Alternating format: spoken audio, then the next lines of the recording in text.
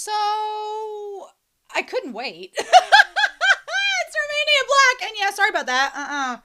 Mm-mm. Mm-mm. Mm-mm. Mm-mm.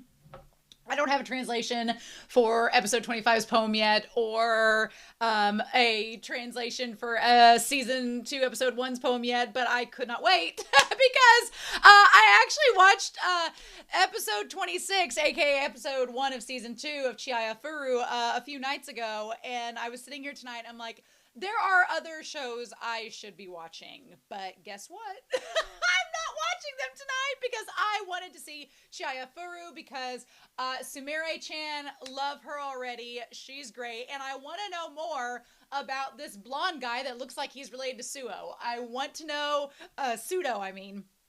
I want to know more about him. I want to see what's up with his character. I don't know if we're going to find that out this episode, but I need answers, and I want to root Sumire on because she has a quest. She is going to try and win Taichi's love, and I'm like, girl, good luck. I honestly, thinking about it, I know that by the time I get to next episode, there will probably be comments for episode 1 of season 2 that we'll be able to talk about, but I honestly, as far as the shipping goes, you would think that I would be against a Sumire. You would think maybe that I would be against Sumire, but no. You'd also probably be like, well, Romania likes Arata with Chihaya, so she's all aboard this mutiny, and for Sumire to break Taichi away from Chihaya. But honestly, I kind of just like the theme of Taichi being like, I'm choosing who I love, and she's like, well, cool, but I can still like you and try anyway, so... you know what? I'm rooting for her. I'm rooting for her. And honestly, if she comes to realize that Taichi's love for Chihaya is pure and so transcendent from any of her love to him, like, whatever. If that's how it ends up happening, sure. But I'm rooting for her. I'm hoping, at least if she does not end up with Taichi, I hope that she doesn't end up devastated and instead she ends up being okay with it in the end. So we'll see. My throat is a little bit scratchy. I coughed a little bit today. I feel otherwise fine, but it's fall and there's stuff going around everywhere. Why are we surprised? So I have some tea that hopefully some ginger and honey tea will help out. So anyway, I don't have any comments to talk about this week, which is unusual for Chihayafuru. So hopefully next week I have something to tell you all about. But in the meantime, I do want to go ahead and thank Patreon because my philanthropy tier over on Patreon, they support me a little bit extra each month and are super kind, and I'm super grateful for them. I'm honestly grateful for anybody on Patreon that supports me, so thank you all so much for being so kind and considerate and supporting my channel. It means a lot. But I give a shout out to the philanthropy tier every week, sometimes several times a week, for supporting me on the channel. So thank you to Alex Cornejo, to Be Happy, who is the moderator for this channel, as well as to Bisa, to Dana, to Damaged3245, to Devorin, to Destiny Marie, to Ichu, to Eric, to Fisho, to Ghostly Turnip, to Elfreya, Linden, Liam Posel, as well as Mochi Kun, Murphew, Willie Morris, Translucent Men, Sunspots, Shimoyama, Daniel, and Dawood Knight. Thank you all so much for your support. I greatly appreciate it. All of my love. Yeah, so like I said, I watched episode 1 of season 2 a few days ago, and tonight I want to watch episode 2. I had gotten to where I was waiting around to the last minute, and now I'm kind of on track to get back into this episode, so it's kind of it's fitting and it works. So, but let's find out together what's going to happen, eh? So we are going to start episode 2 of season 2, or episode 27 of Chihayafuru, and we're going to do that here in 3, 2, 1, and I'll see you all on the other side.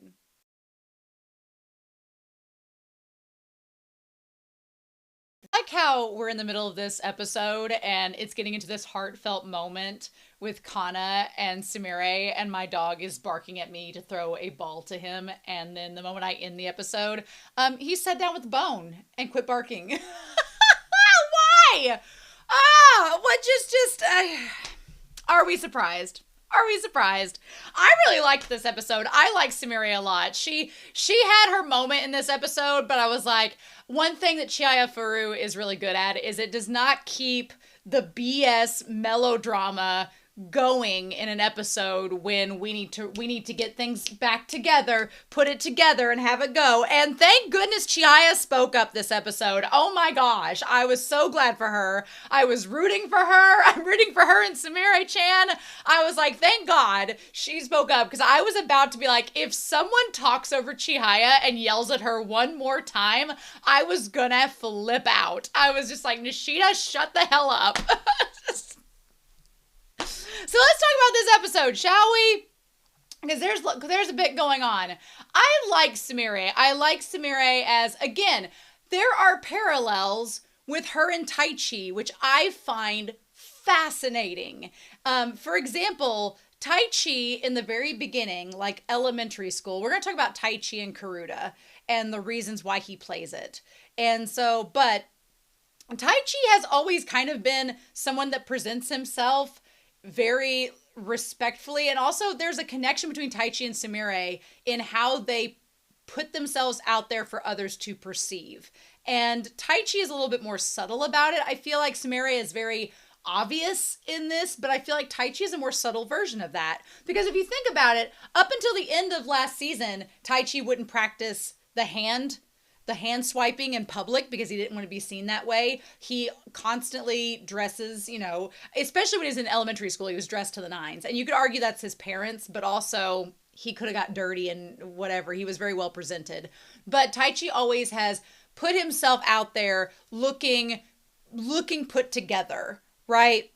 And has, in very subtle ways, put himself in a position where he is presented the best that he can be. And that kind of comes from his upbringing, where his mom's like, well, you have to be good at this. You have to be the best at this. You need to put yourself in the front as this. And if you can't do that, then move on to something where you can. Right? And honestly, your appearance, especially if you're someone who genetically has the advantage, it's not as hard to make yourself look presentable like that. So I would argue Taichi has, up until the last part of season 1, tried to present himself in a way that is socially acceptable, whether or not he was cognizant of that. Now, Sumire-chan is very cognizant of the fact that she is putting herself out there to look a certain way. I've talked with some of the team members that I coach about the high maintenance aesthetic trend that's going on right now on TikTok and social media. And it's very problematic, very damaging in lots of ways that are not for an anime channel. But I do feel as if a lot of women are pressured to look certain ways, to be high maintenance, to have an aesthetic to them, to be socially acceptable. And Sumire, who is trying to make friends and be accepted in a community, as we'll talk about in this episode, is trying to do all that she can. And the easiest and most convenient way in front of her seems to be through her aesthetic, through her physical appearance. But girl has a crush on Taichi. And so she's like, is he going to cram school or a part-time job? And then she's floored. She's like, I want to know everything about him. And she's floored when she realizes that he's going to the Shiranami Karuta Society practice room. More Karuta. Which I talked in the reaction about, I think it's kind of interesting, the dynamic that's a little bit different. You have Sumire following Taichi, and the moment she realizes that he's into Karuta, she's like, oh, no, not more Karuta. Whereas when Chihaya was trying to learn more about him, she's like, oh, what's Karuta? So again, very different reactions of these two people meeting. Chihaya and Sumire have very different reactions to meeting this guy who is into Karuta. Very different reactions. But it's funny because the way that they handle their dynamic with the two men that are into Karuta are also polar opposites. Sumire is in love, instantly crushing on and in love with Taichi. And maybe it's not in love. In love is a strong phrase. Taichi didn't really get into that till halfway through season 1. But in love is a strong phrase, but she's definitely crushing on him. And it's very similar to how Taichi's crushing on Chihaya. So there's similarities there. But what's interesting is Sumire is crushing on Taichi the way that Taichi has crushed on Chihaya. And Chihaya sort of idolizes Arata, kind of, we don't know what Arata feels like about Chihaya. That's the one thing. We don't know how he feels. If he doesn't seem to be crushing on her like Taichi does, but then again, that might have been because he thought they were dating. So we'll have to see on that. But anyway, this episode is called As My First Love Came. Honestly, I think the reason why whenever it's revealed that she has a crush on Taichi, he doesn't react is because Taichi's used to people saying that they have crushes on him. And she didn't say that he had a crush. She herself said she was only playing Karuta because of Taichi. Now, when Taichi heard that, he was like, oh. I feel like Taichi was like, well, most of the girls that showed up to this meeting were doing it because of me. What he didn't hear was that she has a crush on him. And he probably in his mind, even if he did think that, he's probably thinking, oh, you're like one of the 1,000 girls at this school that has a crush on me. That'll fade, whatever. In terms of that. So I don't think that he really thought much of what she said in that she was playing Karuta for him. What I don't think he realizes is how much of a crush she has on him, and also how much he is going to end up influencing her by the end of the series. Whatever. Those are just my thoughts. I'm theorizing. I'm getting ahead of myself. But yeah. So Taichi wants to play, and he wants to face Hiroshi. Now, poor Hiroshi. Hiroshi has graduated school. Good for Hiroshi. I feel even more confident in my crush. He's a teacher now, which I'm also like a teacher. But can we talk about this scenario for a second? He's like, it's a total fraud. Public schools are supposed to be co-ed, but they added classes aimed at boys, and now it's almost an all-boys school. Okay, and you may be thinking to yourself when he said that, like, why would he want a co-ed school? Because he's a teacher. And why would does he just want girls at his school because he's going to oogle or whatever? No, I do not think so. And I will explain why. Because the woman here, she says that Subaguchi, aka Hiroshi, got a job as a high school teacher. So he's a high school teacher. Love.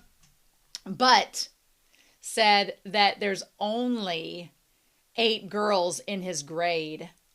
My dude, my ladies, my non-binary folk, let me tell you a tale very quickly, in that when I was substitute teaching, the one substitute class that I was like, never again, was I went to this 3rd grade class. It was 3rd grade, not high school, but it was a 3rd grade class. When I walked in, the secretary was like, I'm going to give you a heads up. And that's usually not a good sign. When the secretary gives you a heads up when you go to sub, that's not good. That means something's amiss. And she says, I'm going to go ahead and tell you that this class that you're about to sub, no sub has ever come back to. And I was like, whatever. I was like, I was like 22 at the time. I was like, oh, come on, I can handle it. What is it? And she goes, okay.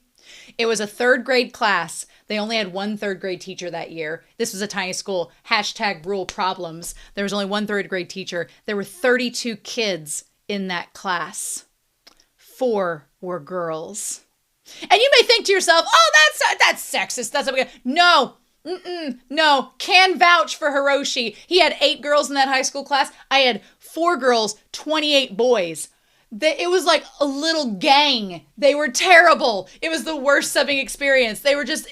You need more balance. You just need more balance. It was too many boys. I was like, no. So definitely the worst subbing experience of a day that I've had.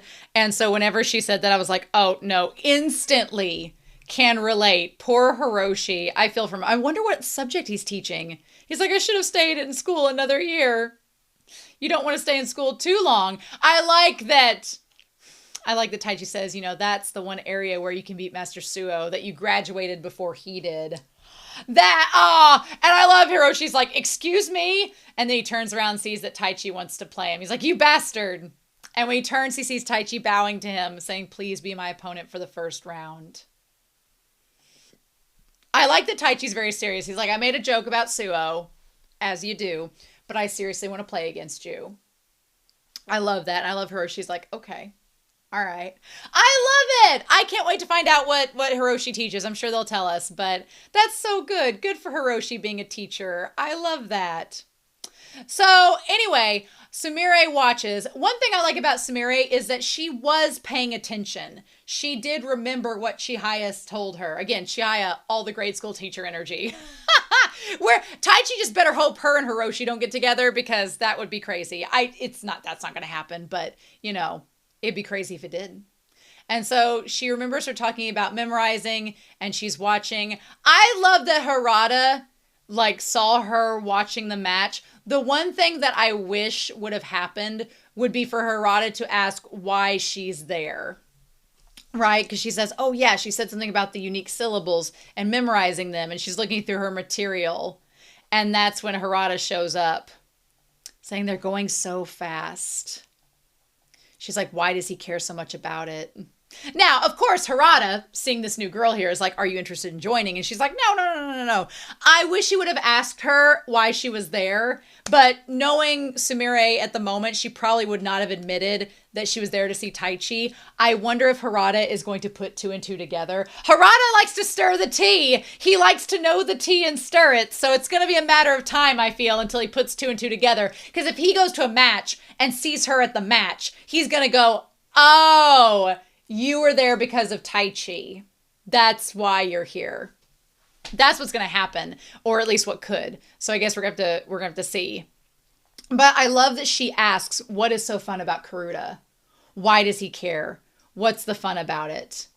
And Harada's like, well, you don't know until you try it. And Ian, you still won't know after you play. He's like, I've been playing for 45 years and I still don't know what's so fun about it. But honestly, I feel like the same way with speech, I competed in that 20 years ago almost, and I now coach it, and there's still aspects of it where it's hard and it's frustrating and creates anxiety, but you still do it, and you get value out of it. It grows you as a person. It gives you skills that you can use later on in life. It just makes you find a community, and it makes you just find love in something that you're good at and passion. I mean, I feel it's a lifelong passion. And yeah, you may not be able to summarize it in words, but it's a love is what it is. It's a love. You may not be able to fully articulate it, but it is a love. And I love that just kind of creates a curiosity in her. I've never been able to figure it out. That's why I keep playing. I keep playing because I want to know. What is it? I love that. It kind of relates to March Comes In Like a Lion a little bit. I also love that she instantly, you think it's going to be this big motivational moment for her, and she's just like, I don't get it. And there's all the question marks around her. You will get it, Sumire-chan. You will get it. And we're going to talk about it a little bit more later. But first, I want to talk about Chihaya and her not supportive as they could be family.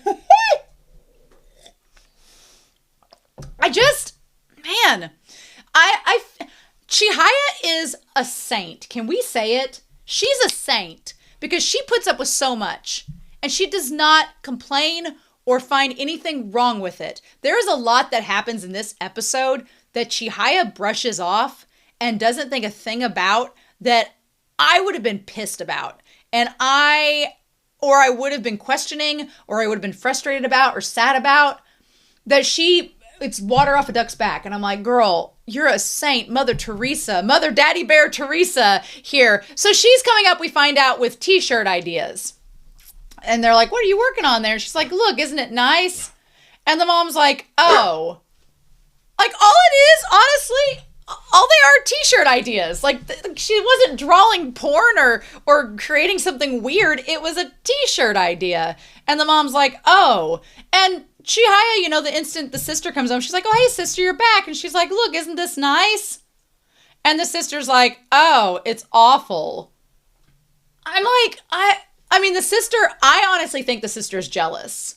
I think that the sister is jealous that Chihaya has a skill and has a passion for something that isn't going to fade, because the sister's beauty is gonna fade. It's like the poems that they use for Karuta. And as a woman in her mid-30s, I am very well aware of the fact that your looks only last and get you so far.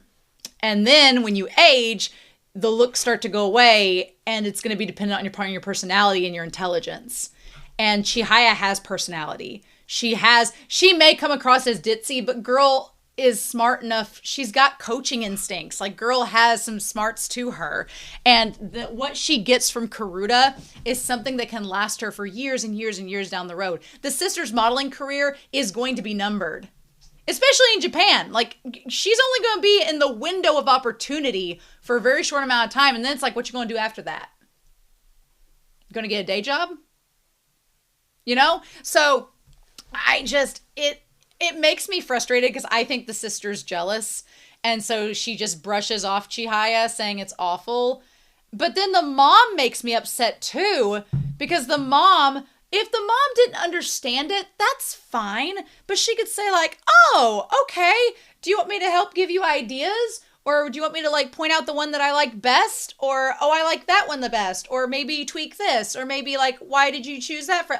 The mom could contribute, but she doesn't at all. She's just like, oh, and then kind of ignores her. Like my mother watched me give speeches and she had no clue what I was talking about. She was just like, I don't get it, but cool. You do. But that support, Chihaya does not have. That one 30-second scene establishes that her family does not support her in what she does.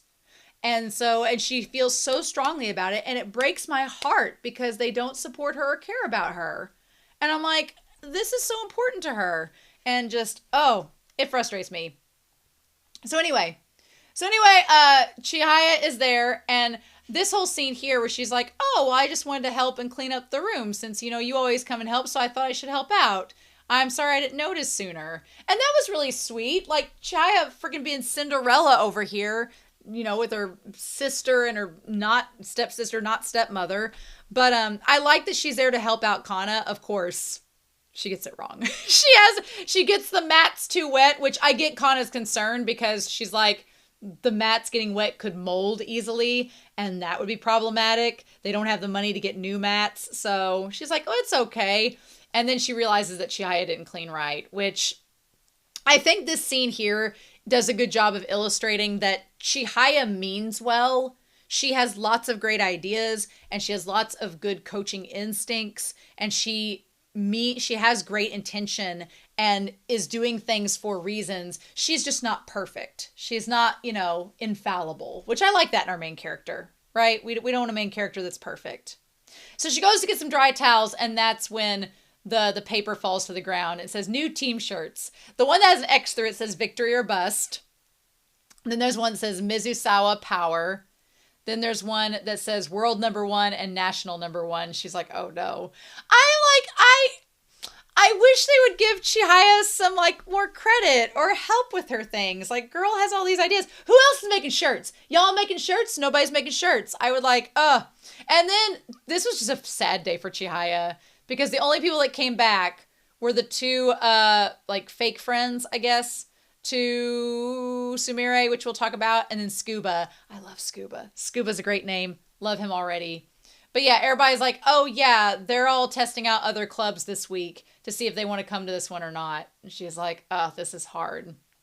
I want them to know how fun Karuta is. So they asked Sumire if she's thinking about the Karuta Club. Of course, she says no. She's like, I'm moving on to another target. And they're like, oh, well, Tajima in class 2 is pretty cool. And that's when Sumire realizes that these other girls, they were all into Tai Chi, but now they're moving on instantly to other guys. And she's like, well, weren't you serious about him?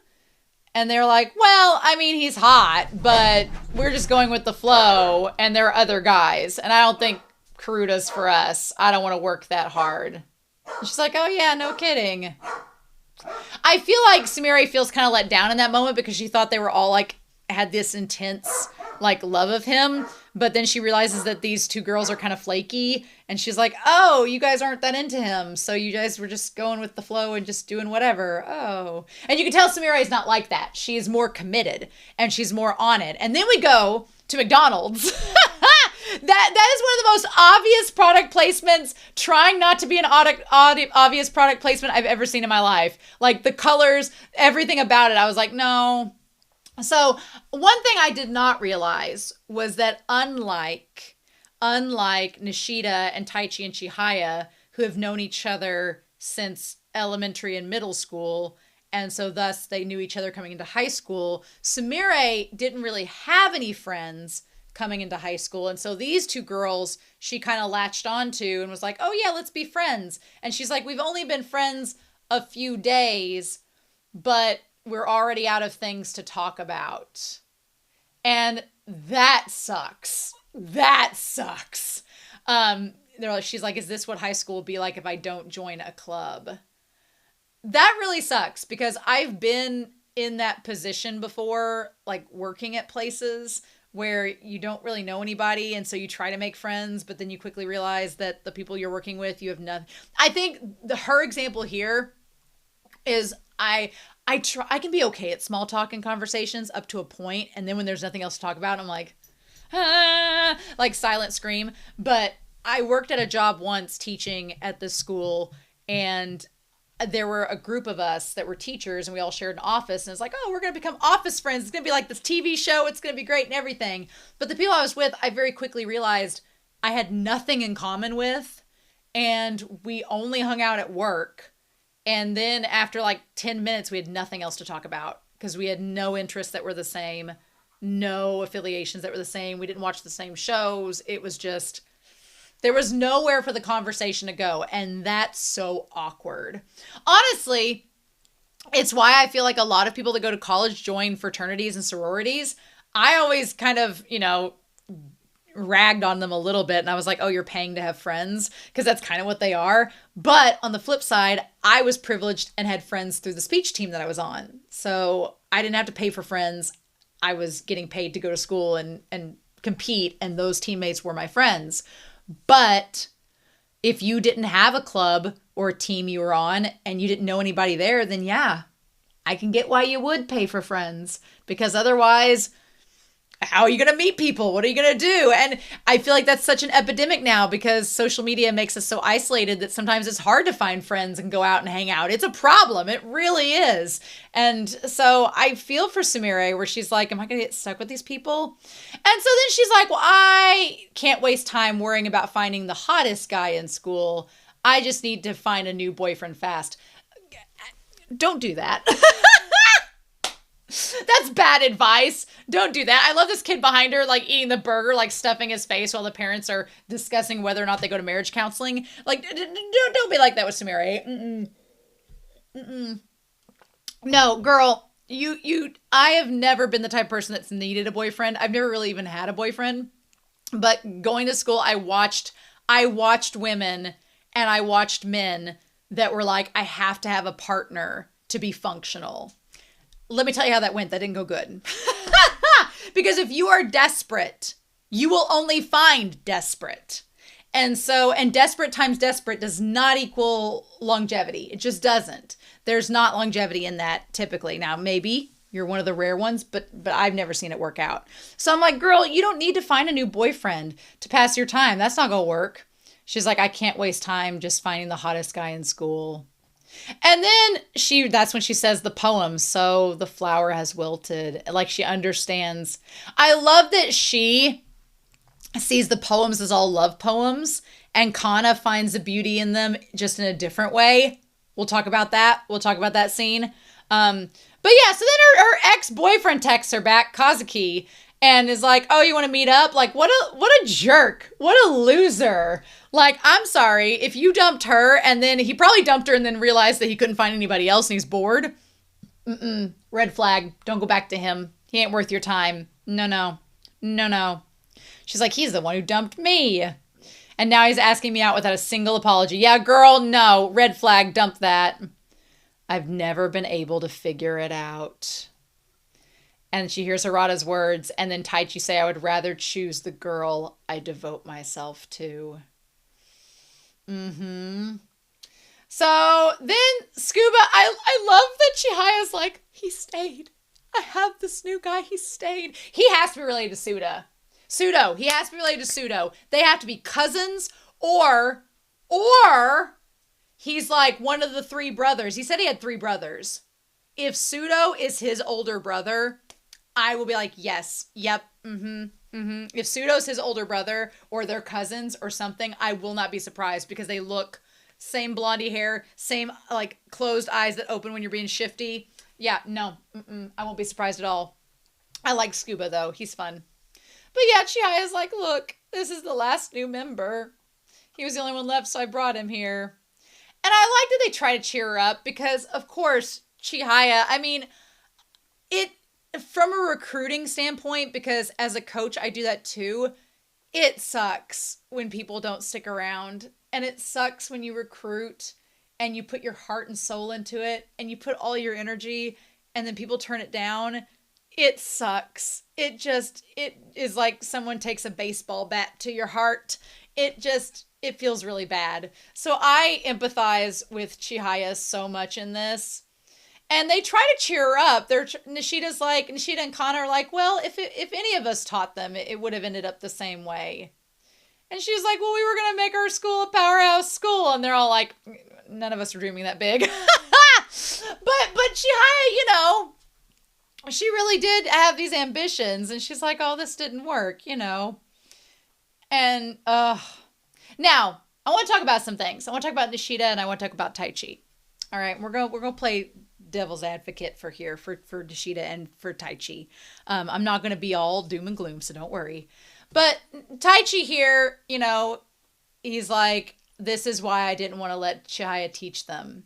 Now, the reason why he didn't want Chihaya to teach them is from a place of sincerity. He does not like seeing Chihaya cry. He loves her, and he doesn't want to see her be sad. And he knows this has upset her, and he's like, I don't want to see her cry. But I will say that is a very nice sentiment, that he's being chivalrous and didn't want to see her cry and everything. But she, one, has every right to cry. She's a young adult. She can do that. Her body is autonomous. She can do whatever she wants. And two, I feel like there's a part of Taichi that wants to shelter Chihaya and put her on this little porcelain plate and not let her do anything because he doesn't want her to get hurt.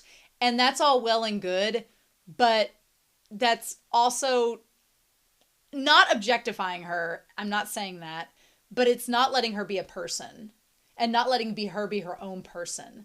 Yeah, she's sad because she tried something and it didn't work, but that's a human feeling. Everyone should have the right to make choices, to make decisions, and they might fail, and it's gonna suck. But what kind of gets me is that Taichi, instead of comforting Chihaya in this moment, instead of being like, hey, you tried your best, we're gonna keep at it, we're gonna keep working at it, instead what he does is, well, I shouldn't have let her do that. This is why I didn't want her to do that, because it was gonna hurt her feelings. I'm like, there is a difference, Taichi, between supporting her and trying to hold her back out of this sense of self-preservation that is not sustainable or feasible, because girl's going to be an adult grown woman that's going to make decisions for herself. You cannot stop her from making those decisions forever. And that's not right for you to try to do that. And again, this is just Taichi growing as a person. Taichi needs to realize that. And I'm waiting for the day when Taichi pushes Chihaya a little too far, when he's like, well, you shouldn't do this, or you can't do it. I'm waiting for the day she smacks his hand away and says, you don't get to tell me what to do. I'm waiting for that day to happen. And I think it will by the end of this series. But for right now, I love that Taichi feels for Chihaya and he wants to support her and he feels sad that she's upset. But I'm also like, then get your ass over beside her and comfort her and tell her it's going to be okay. Use your words, Taichi. Use your words. I'm like, she's not going to love you if you don't let her know you care. Just like, it's such a missed opportunity. It's a missed opportunity, right? So then, she's like, I feel so bad for the cards. She's like, I bought all these cards to be used. They don't get to make more friends. And in that moment, Sumire walks in and everybody's like, oh, and she's like, nobody was in the classroom. And so are we in here today? And Chihaya's like, someone else, a new person. But it's Taichi that grabs her hand and says, thank you for coming. And she's like, oh. In that moment, she's like, what? And he's like so excited for her to be there. Now, how is she reading this scene? Why, she's probably reading this scene in, oh, you're so happy that I'm here. What she doesn't realize is that he's happy that she's here because it's what Chihaya wanted. Is why he's happy she's here. He's not in love with Sumire. No. And he's not crushing on her, but he's happy that she's there because it helps make Chihaya feel better. Now, if I was Sumire and I found that out, I'd probably be a little bit sad. But I'm like, girl, you should see the writing on the wall. But, you know, it is what it is for now. But I think that's so fascinating because then you have it. What it mirrors is Chihaya feeling glad that Arata was there to play with them. Chihaya was glad that Arata was there, and Taichi looked at that and was like, oh, but it wasn't Chihaya having a crush on Arata. It was her being happy someone else was playing with them, playing Karuta. But Taichi took it as, oh, she likes him, when that was not the case. What's interesting is that I don't think Chihaya honestly cares that Sumire likes Taichi. I don't think she cares. I think she's like, oh, okay, well, you had a girlfriend before, so you like him? Cool, I like Karuta. You know? That's what's so crazy is that you have this love triangle situation going on where, and I said I'd bring Whiteboard Kun out, and I didn't. This is what I get. But you have two situations. You have Taichi, Chihaya, and Arata, where Arata and Chihaya were meeting and being happy about playing Karuta, and Taichi was kind of jealous and feeling left out. But then you inverse the triangle, and you have Taichi being happy Sumire is there, only to make Chihaya happy. And Chihaya, meanwhile, is like, yes, Karuta. And like having a totally different reaction than Taichi did back then. It's kind of wild.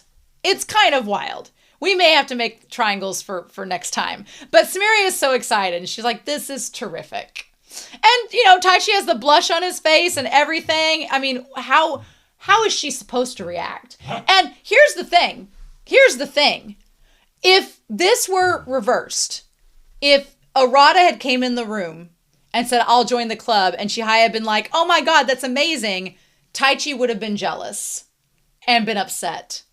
But the reverse is here. Taichi's sitting there like, oh, you joined Sumire, that's great. And Chihaya's like, it's so good, we have so many players. Like, there's no jealousy. There's not a jealousy bone in that girl's body right now that she is identifying. Maybe it'll come later. Who knows? So yeah, they're like, you first years are learning the ropes. Maybe we'll do a casual match. And Kana tries to tell Sumire, hey, your nails are a little long. Maybe you should trim them. I have clippers. And she's like, oh no. She's like, I keep them nice. She's like, well, you could injure your opponent or yourself if you hit your hand. She's like, oh, I'm not trying that hard. And Kana's like, what? I feel like last episode, they were all well and good. Like, oh, well, it doesn't matter if they don't try. It's okay if they just hang out. But that's easier said than done. And once you see them, like, actually being like, oh, I'm just here to have fun, I'm not really trying, and you care, then it feels a little different when you hear it face to face than just in theory, right?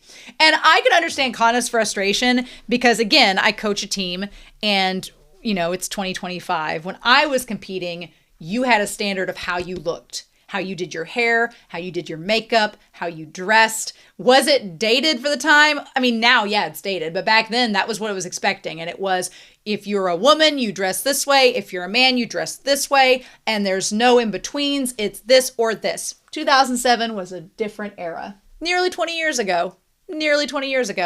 Now, it's not only that. There's masculine presenting. There's feminine presenting. There's non-binary. But also, there's so much more freedom of expression when you compete with how you do your hair. I mean, how you do your hair depends on your culture, depends on your background, depends on your style.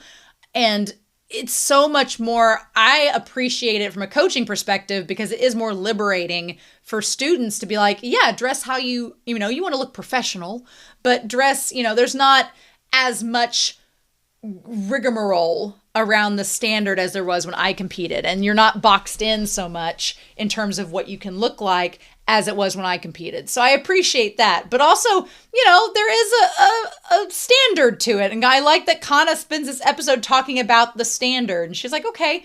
And Kana takes it with stride. She's like, well, we're not moving fast at first, so that's going to be okay. So they start out reading. Sutomu's reading. And then she's like, oh, my eyes. She's like, I could have panda eyes. I have to check. And she leaves. Kana's pissed because Kana's like, we just started a match and you can't just get up and leave in the middle of the match. That's not how this works. No, no, no, no. She's like, come on, come with me. And Chihaya runs out, and the guys are all like, let's not get involved. They're like, actually, instead, they try to like befriend Tsukuba. And they're like, have you learned the cards? And he's like, oh, I know about 20 or so. He's like, well, you can take your time. And he's like, yes. He says, but still, I'm good. We're going to talk about Tsukuba. Tsukuba's great. I like the little lizard face he makes. It's fun. So anyway, Kana thinks back as Sumire is saying she has to make sure that she looks good. And Kana's like, a woman must always move with grace. And she's like, oh, well, she's like, I can see that. And she's like, why shouldn't I make myself pretty? And she's like, well, she's like, I need to look nice if I want a boyfriend. And she's like, it's vulgar and foolish to spend all your time thinking about love. I was like, ooh, Kana. Kana got heated. And then I like that Sumire chimed back being like, well, isn't the 100 Poets just a bunch of love poems? I like that Sumire was able to fire back. I was like, ooh, she's not coming from nowhere. And Kana's like, well, And she's like, for the record, humans have always spent lots of time on love. I'm not interested in Karuta, but I'm willing to work hard for love. And that in itself ties to Taichi, right? Taichi, we'll talk about Karuta and Taichi here in just a second, right? I'm getting myself adjusted on this seat. I'm still getting used to it, but we'll talk about Taichi and Karuta here in a second. But her saying, she's like, I'm willing to work hard for love. She reminds me of Taichi at the beginning of season 1, once he got on board to playing with Chihaya. Because Taichi here's my thing about Taichi and why he plays Karuta. I think that he has convinced himself that he was playing because he loved Chihaya and he wanted to get closer to her and help her accomplish her goals. And that's why he was playing Karuta. He was like Sumire was saying, he's working hard for love. He's like, I'm working hard to get into class A rank because I want to play with her and Arata, but also I want to beat Arata and I want to win Chihaya's hand and I want to help her become queen. And he's doing it for all these other people. And he's like, I don't really care about Karuta. It's just about winning. I think at the beginning, when he was playing in elementary school, he was playing Karuta because it was easy and because he latched on and was immediately, he could memorize cards fast and it was easy for him and he was winning, which is what his mom wanted, and doing so handedly. And then once he was beaten by Chihaya and his mom berated him, and once he left the elementary school from Arata and Chihaya, he got into soccer and he quit playing Karuta. And then once we got back into high school, he was doing it because he was working hard for Chihaya's love. But what I think has started to happen at the end of season 1 and is now transitioning into season 2 is Taichi still loves Chihaya. That's not changed. That's gotten stronger, if anything. But he's starting to play Karuta more, not to help Chihaya, not because he loves Chihaya, not because he wants to beat Arata, but because it's something for himself. And it's kind of like Harada says, where you don't really know the reason, but it's tied to your self-worth, it's tied to your passion, it ties to your strength, it ties to your sense of self-love. He's working hard for love, but now it's not just the love of Chihaya or, his mother's approval or whatever. He's working hard for love of himself. And that's so important. And I love that about Taichi and how his character is growing. And I feel like Sumire is starting out kind of where Taichi was at the start of season 1, where she's working for the love of Taichi. She wants to be the one that Taichi chooses more than anybody. She doesn't necessarily know that Taichi's trying to win Chihaya's approval, but she wants to be the one that he chooses. And she makes that declaration to Chihaya and Kana, which Kana's like, the tea. But she says she's willing to work hard for love. And she's like, just so you know, I'm after Mashima Senpai. And Chihaya, the only reaction we get from her is her being like, oh, okay.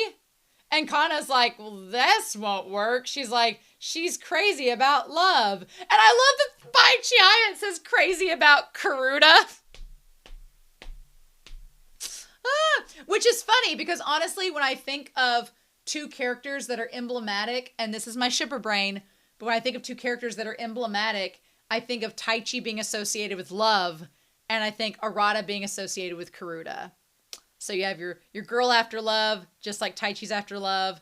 You have your girl about Karuta, and then Arata after Karuta. So, I mean, you do with what you want with that. You ship that however you want to. To me, it makes me like want to root for Sumire even more. So clearly we have like the next day, I think, where they're changing again. And she's like trying to get her mascara on. And she's like, you don't need makeup when you're only in high school. And she's like, this is just a little mascara.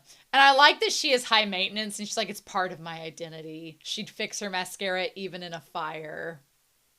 I mean, I am not a high maintenance person. I don't know if you could tell that. I didn't wear makeup in high school. I did not wear makeup at all. I was a dork in high school. I did not wear makeup at all. I wore hoodies and jeans and maybe put my hair up in a ponytail until I chopped it off my junior year. I was not a high maintenance girly. The one time I got dressed up every year was like homecoming or prom. That was it. And that was like a one-time affair. Now in college, I did branch out a little bit more, but I'm not super, usually this is just moisturizer. I'll put lipstick on because of the videos and for work, and I'll dust some glittery eyeshadow on, but mascara gives me panda eyes and I don't like those either. So usually don't wear it. So yeah. But girl, and there's nothing wrong with her being high maintenance. However, Kana does give her a lecture about it later that was pretty good. So while Kana is like, what do we do with this? And Chihaya's like, well, she's kind of like my sister, so this is interesting. I feel like Chihaya's like, so this would be what it would be like if my sister was playing Karuta. Meanwhile, I thought this was interesting. Hokkaido's cards that you mentioned earlier. And so it shows that he's like, I was in Hokkaido through middle school, and like, they're real wood. These are second verse Karuta cards. He's like, I've heard of that before. So it's where the reader skips straight to the second verse. And they're like, really? He's like, that's right. He's like, I've only memorized the second verses. So that's kind of, I feel like that would be a handicap. I feel like if all you knew were the second verses, I mean, you wouldn't know what to expect till it was said, so I don't know if that would be advantageous or not. Now, I will get on to Sumire a little bit because I'm like, girl, if you like Taichi and you're seeing that Taichi's really into Karuta, girl, why are you just sitting there not being with the group? Why are you off by yourself focusing on your appearance? I'm like, Taichi's not going to like you if you're not into Karuta. I mean, that should seem obvious, but they're like, second verse Karuta is played in the form of 3-on-3 team matches. Okay, so maybe Tsukuba would be good at a team match. I don't know. He's like, when I was in Hokkaido, I played all the time with my 3 brothers. If we find out Sudo was from Hokkaido, I'm going to be like, okay, my team was undefeated in local tournaments. I heard everyone on the mainland plays first verse Karuta, so I wanted to become good at that too. And they're like, oh. And he's like a master, right? And I love, he's like, that's how good I'll be. And Taichi and all them are like, these first years are a pain. The one girl's more obsessed with her appearance and doesn't care about Karuta. I will say, I've coached a guy like Tsukuba where he had competed in high school with speech, and he had competed, and he's like, I was really good at it. And high school and college speech are a little bit different. They have different standards, different rules. But he very much had that confidence that Tsukuba has of, oh, I'll be great. And I was like, okay. I was like, all right, cool. Nice. One thing I do appreciate about Tsukuba is you could say his confidence is a little bit arrogance, but what I do appreciate about Tsukuba's character and why I like him so much is that he does want to learn. He wants to be taught, which is good because some people are so arrogant. They're like, I don't need your help. I coached another kid that was like, I did well in high school. I don't need your help. And I was like, ha ha ha ha ha. Okay. So that didn't go well, but I feel as though Tsukuba is while a little bit arrogant, he at least is not arrogant enough to be like, I don't need coaching. I'll be fine by my own. No, he wants to be coached, which is good, which is important. It's just who he gets coached by, he wants to depend on the rank. So as soon as Tsutomu, which Tsutomu is a great teacher. Tsutomu has taught Chihaya so much, but he's just like, oh, rank C? No. Taichi, oh, we find out that Tsukuba does have a weakness to attractive people. So he's like, Chihaya praised me. Taichi's going to teach me. Okay. We'll talk about Nishida teaching him in a moment. But I was like, oh my gosh, he is kind of like Pseudo. Just a little bit sadistic. Like the rules for Karuta here are completely different. So he's like, oh, Taichi could teach me. I want him to teach me. And he like blushes. We love some bisexual kings up in here. And then Sumire's like, I want him to teach me too. And it's like, yeah. The first years can play each other. And Chihaya's like, well, he's experienced, so all the more reason to start with the basics. Now, I'm going to get on to Nishida for a hot second. And y'all are just going to have to deal with me getting on to him for a hot second. But I do not like... And I know Nishida doesn't mean anything bad about it. I know he doesn't mean to do it. But Chihaya has no support at home. No one's nice to her about what she likes at home. No one is supportive of her. And then Taichi is too caught up in his crush on her to be comforting or supportive of her in the ways that he should be as a friend. And then Nishida is yelling at her because she's not being realistic. And I was getting so mad on her behalf. I was like, it doesn't matter if Chihaya is not being realistic. You don't yell at people, especially your teammates. You don't yell at them. That's like, as a coach, that's one of our rules. Is like, you don't raise your voice to a teammate ever. That's not on the table. That's not cool. It's not productive. It does not help anybody in any sense. So you just don't do it. And Nishida, it comes across. I know Nishida doesn't mean to be this way, but it comes across as him putting Chihaya down and making her feel dumber than him. And that is not the case. And he eats his words here in a hot second. But he's like, we can't afford to waste too much energy when the prelims are coming up. And she's like, but I've told you all why I feel this way. And so they let Chihaya read the poems, which, why would you do that? Chihaya, when she's in like team scout mode, you shouldn't do that. So she notices that Tsukuba's left-handed, which is interesting. And Tsukuba, I like Tsukuba. He's like, I'm going to work really hard so I can get well fast. And there's nothing wrong with that. Now, I would tell Tsukuba it's going to take time and you've got to be patient and, pace yourself. But, there's nothing wrong with putting in the work to learn fast. Whereas Sumire is the polar opposite. She doesn't even want to be there. She's like, I hope this doesn't take long. She's like, I want to get to where I'm going home on the train with Taichi. Again, she's very similar to Taichi from the start of season 1. Just a lot more obvious about it. Meanwhile, Taichi's like, the same problems are cropping up. The mood is terrible. And they're like, why is Ayase focused on the first years? And we talked about this last week. So I'm really hella glad that girl brought it up finally and said it, right? And she's like, he's using both hands. And he's slamming his opponent. He's slamming the floor to intimidate his opponent. Like, she's instantly seeing how Tsukuba is using techniques. I don't know if all of them are legal or not. But he's using techniques as a player. She's like, oh, wow, he already has a play style and he has like a way of intimidation. She's like, wow, he's really getting it from the get-go, She's like, what should I do? She's like, second verse Karuta is completely different. I guess some of the things he was doing were not acceptable in competitive Karuta. She's like, what do I do? And that's when, she sees Sumire get her first card, which the card she got was So the Flower Has Wilted, which was the last episode title. I love it. And she sees like how much Sumire is proud of getting that first card. And she's like, oh, look at you.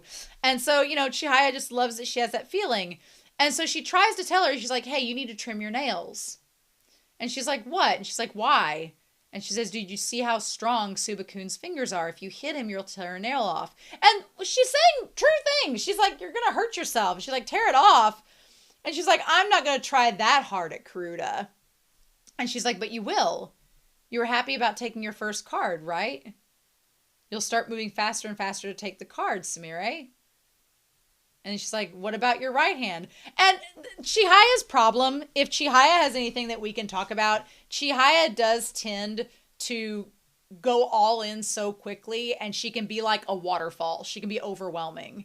And if you're not, one thing that Chihaya would need to work on as a coach is you've got to be careful not to get too overstimulating, especially to a very, very new player, because like the team I'm coaching right now, we have a lot of new people on it that have never done competitive speech before. They don't know what to do. They're just now getting their speeches written.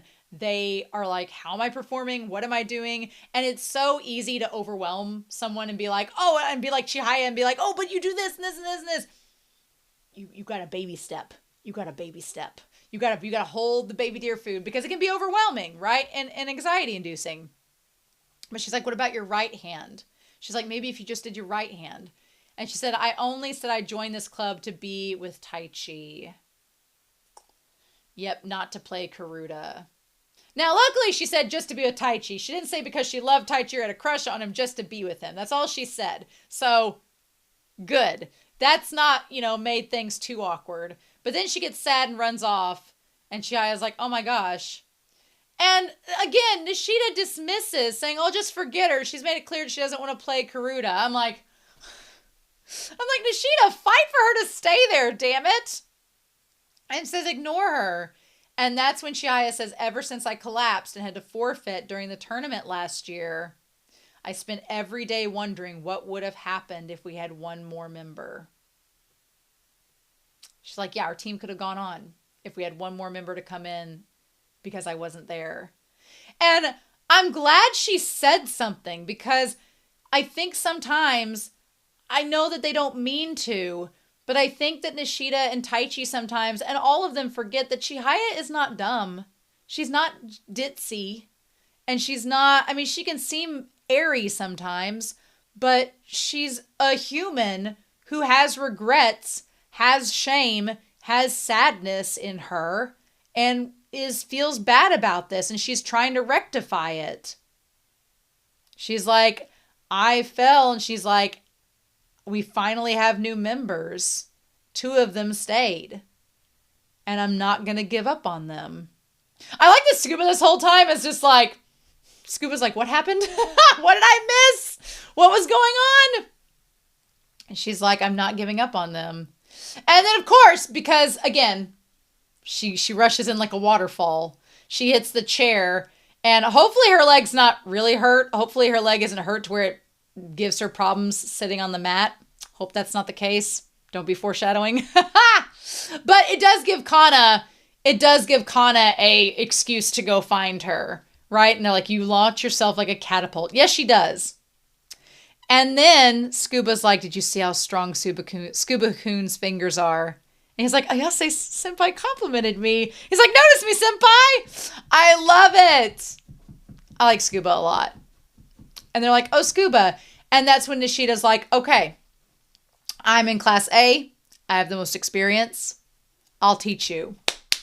I'm glad that Nishida gets it in his brain that, okay, Chihaya's been thinking about all this. She's been working hard. I need to put in some weight too.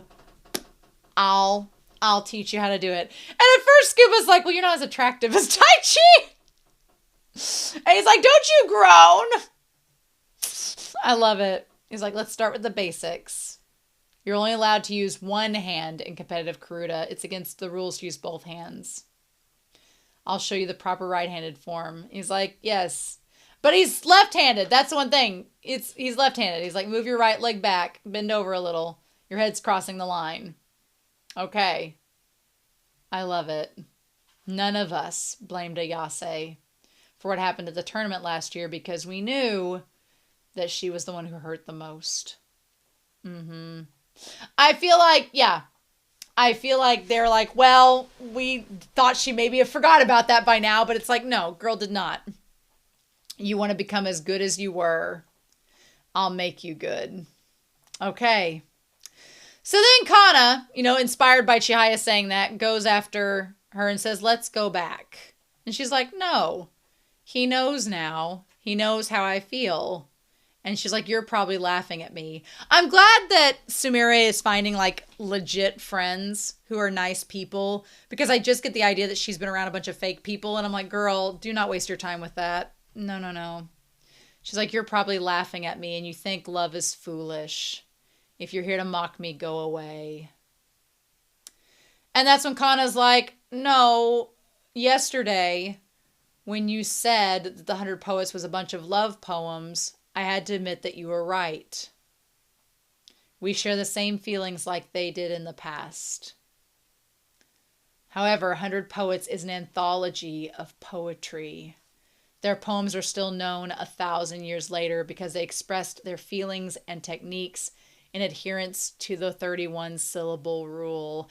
I love that Sumire is this like open vat of emotions, and in the same vein, you have Kana, who is this controlled, like systematic structure.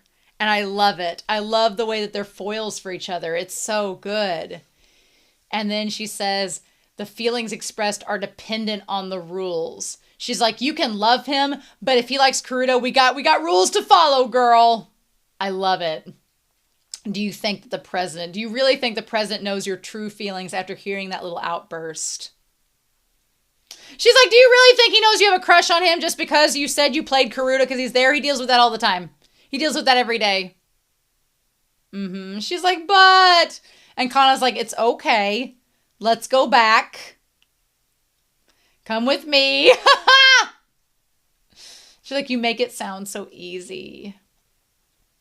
I love it, though. I love it because I think if it were those girls at McDonald's, they would have left her and they wouldn't have cared. But Kana and them care. And she's like, can you teach me on how to put on mascara? That's the thing, too. She's like, since I only have 3 eyelashes. Also, I think crying in embarrassment is a sign of a beautiful soul. Now, look, am I really shipping Kana and Sumire? No, I'm not necessarily. I think that they're having a friendship lady moment. If you are shipping this as a Yuri ship, well then, I'm not opposed to the vision. But what I do love about this is that Kana, it's a sign of like a mutual connection of friendship. Is that she's like, hey, can you teach me how to use mascara? Because that's kind of cool. I don't really know how, but that's bonding. That's bonding. And that's what friends do. And I love that. I think that's amazing. I love it. So they all come back. Taichi's like, oh, you're still here. Good job. She's like, are you up for a match? And she's like, I kind of want to study because I don't know the poems as well. Which kind of works out because they have 7 right now. And you could do 3 matches of 2 with somebody reading. So it kind of fits. Now, if she's studying, then she's not reading. So it's a little bit different, but still. And then she decides to trim her nails. And Chihaya's like, she's trimming her nails. That means she's probably going to stay. I love it. And Taichi's like, okay, cool. She's taking this seriously. Love it. Love it. Again, I will be curious to see if she rides home with Taichi and if the conversation comes up that she talks about liking him or not. I don't know. I feel like Sumire, she doesn't believe in herself, but she has so much natural potential within her because she has this kind of like fire in her and this kind of resilience, but she just doesn't know what to do with it yet. And so I'm excited to see how she plays and how Tsukuba plays as well. That's going to be interesting. It's going to be exciting. And I talked an hour about this episode. How about that? Oh, this was so much fun. I loved this episode so much. It was great. I'm loving Sumire and Tsukuba already. I love them. I don't know if we're going to get more than just the 2 of them so far, but I love them. I think they're great additions. I cannot wait to see what we're going to get next. But anyway, I'm very curious to hear your thoughts down below. I hope you all have a wonderful week. Please stay safe, take care, and yeah, I'm back very soon with more of Chihayafuru.